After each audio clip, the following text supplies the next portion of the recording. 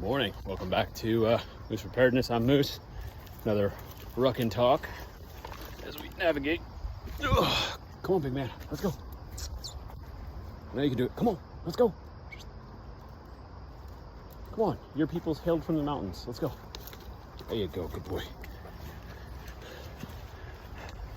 We're navigating some of the fallen timber and trees still from from Helene.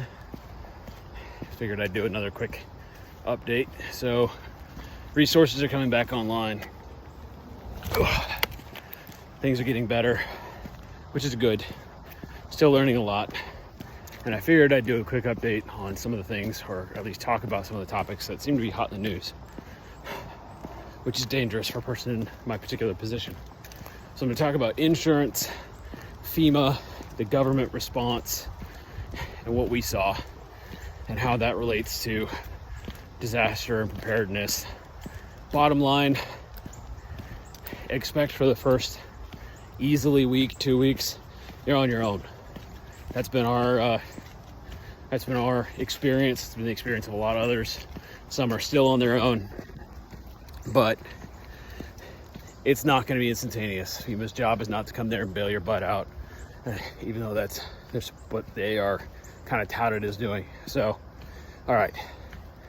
Before we had even got back to our home, this would have been Saturday, we started the process of trying to see, did we need assistance or not? We were able to get in touch with some of our friends and family that are in the local area. And they said, hey, look, your house looks to have been spared from most of the damage, but power's been out. And, you know, you don't have a tree in your house. So that was good. So we didn't know the extent. Come home, find out one of the vehicles that we had parked there had been smacked around pretty good. Headlights cracked.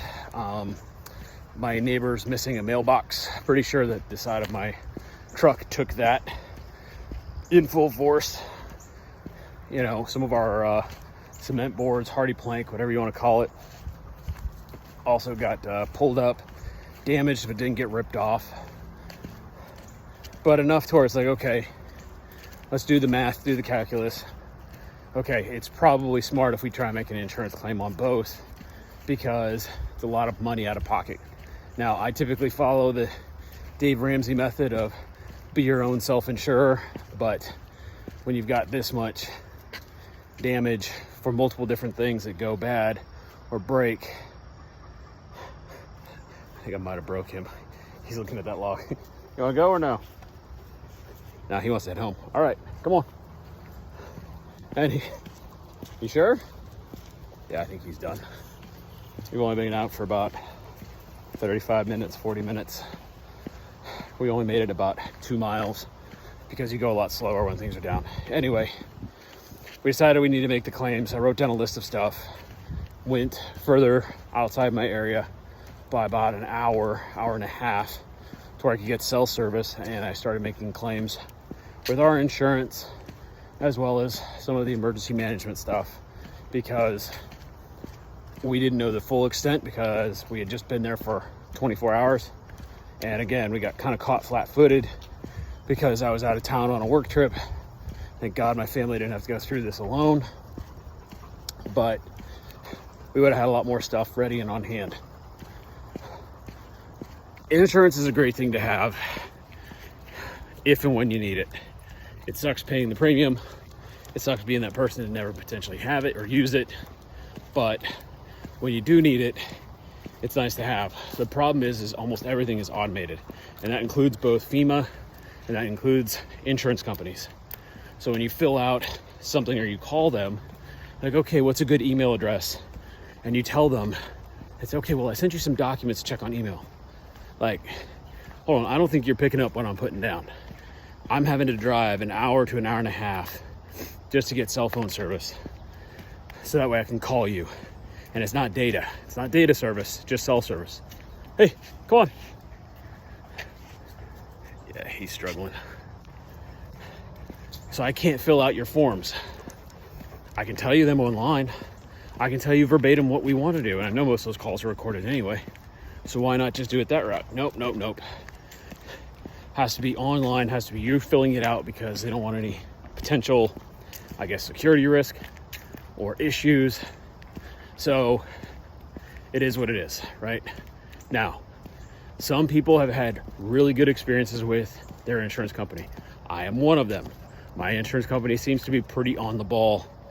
My auto stuff was taken care of, oh gosh, within less than a week, 3-4 days. And I've been able to get the things I need fixed, so that way it makes it drivable without being illegal. You gonna make it? I know. If he does it. Come on, go. I know. If you want to go home, we got to go over it. Gotta be another way, Dad. Hey, look, I'll go over. Come on. Hey. Quit sniffing the roses. Let's go. Good boy. All right. So I had very good luck with the auto part. The homeowner stuff, the house part, yeah, no, there still haven't been a lot there. My the adjuster had called and said, hey, it's gonna be a minimum of 2 to 3 weeks because I've got 40 claims that they've assigned me. 40. And again, we're not in the worst part, right? But 40 houses. Now, as I said, I have a solid roof over my head. The walls aren't crumbling down yet. So I said, that's fine. Take care of people who are more of a priority. We'll make do. But that shows you the reconstruction process is going to take 2 weeks for stuff on my house. Now again, I'm minor. My next door neighbor had lost my eyebrow. Had a 30-foot tree hit his house. Fun part of rocking with gear. It took up till, so that happened on the morning of Friday the 27th. He just got the tree removed on Thursday last week.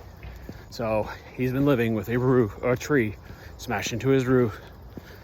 And oh, by the way, that's $8,000 was the minimum for a tree removal. $8,000. Now his insurance company is going to cover it, but imagine trying to pay for that out of pocket at a minimum, and that doesn't count the damage done to his roof, the structure. He's probably going to have a good chunk of his roof replaced. It's not going to be beneficial. FEMA, they're catching a lot of bad rap. We called them to see what resources were available for us and our family. Again, we're not the worst affected. We're not looking for significant stuff, but filling out their paperwork online is ridiculous. And then to, again, have somebody say, hey, we sent you documents you have to fill out to provide X, Y, or Z. Cool. Have to go off trail on this because there is no trail right now. But have to provide all those documentation when you don't have internet or access to the internet. Like, cool. How am I supposed to provide you my electronic W-2 if I can't even get online? How can I provide you these things if that's not possible for me to even download a picture message? So I understand that a lot of stuff is digitized, but working in the field that I do, it just shows you how reliant we've become on the grid for simple stuff. Now, I cannot speak to the recovery actions up north in North Carolina or that area. I've heard mixed. I've got friends who are up there, firsthand knowledge. Their reviews are mixed. I don't believe that they warrant necessarily the bad rap, but I will tell you that their response, they did not get moving down here really till the 4th, at least not from what we saw. And they were in the local, like Home Depot, Lowe's, when they finally actually had trucks out. That's 5 days. That's 5 days that people were struggling trying to make ends meet, trying to get things squared away, figured out. Our local community pulled together faster than the federal government does, and it tends to. That's why you got to build your community up. But from an insurance and FEMA perspective, again, it's been very mixed. Now, the government has other agencies that help out folks in a disaster area or help out and provide relief. I've had mixed emotions about them because it was like, oh, we're offering this a temporary grant for this time frame. Cool, awesome. So a grant means you don't have to pay it back. Great for my soldiers, great for my people. Problem was they had a deadline to it and they didn't tell anybody what the deadline was until the day of at noon. And then they went around and said, oh, just kidding, we moved the deadline shorter. And then anybody who still accomplished the deadline, they said, well, sorry, there was just an influx. We can no longer process them in time in order to meet it with that deadline that was set up by hire. But you can still apply. You just now have to go through a lot more wickets and hoops. And oh, by the way, you can be denied for the second part. So what's the moral to my story? First is have stuff on hand and be prepared to self-sustain, to self-correct for at least a week or two. We have, at our current consumption rate, we had enough food on hand. That was fine. Water, with the way we were using, don't drink that one. That one's gross. Go the other side. Go the other side. Sorry. Dog's trying to drink the water. He's going to the stagnant pool because the running water scares him. Pyrenees are phenomenal dogs for a lot of things, but ask anybody who owns one, they get scared of the weirdest stuff. For him, it's running water and wood floors. Go figure. But have stuff on hand, have water on hand, have food on hand, have cash on hand, have everything you need, tarps to cover holes in roofs, ways to provide shelter, alternative shelter. So if you have a tent, like we have those abilities, and that is the winter months are coming up. If there's a winter emergency, have ways for emergency heat, have clothes meant for it, that kind of thing, because they aren't coming fast enough. They're just not. I am a huge proponent of, hey, I want to live out in the middle of nowhere, but there's no cell phone signal, no satellite, because I know the dangers that digitization can provide. Why? Because I work in that field. But, I said he was tired. Look at that guy. Sorry, squirrel. Besides, he's a lot better looking than I am. But one of the downsides of living out rural is you're not priority. Guess what priority is for resources? The urban areas. So I've got friends who are out in the middle of the sticks, 50 acres of land. They're self-sustained. They're good. They weren't expected to receive power until a week from now. Now they got it earlier because a line company decided to go down that road and happened to restore that transformer. But they were out of power for 2 weeks. Now they also have their own water and well pump that they were using they use a generator to pump their own well. So they were good. But now imagine being somewhere where you're more rural on city water or pumps, and the water's not pumping. A large part of one of the counties next to us, their water was undrinkable for about 2 weeks, or they just didn't have any because the plant failed due to all the extra surge of stuff going through it, clogged all the filters.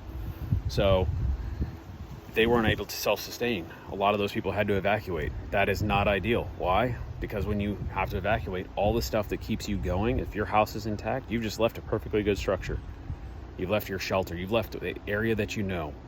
And now you're going someplace unknown and hoping it's going to be better. Not ideal.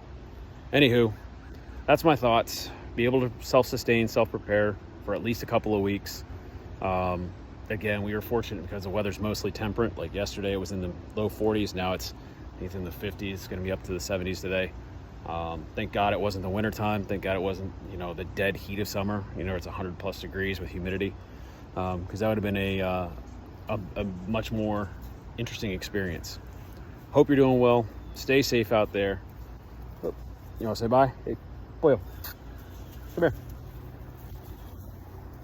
Want to say goodbye? He says goodbye in his own way. All right, stay safe out there, out here.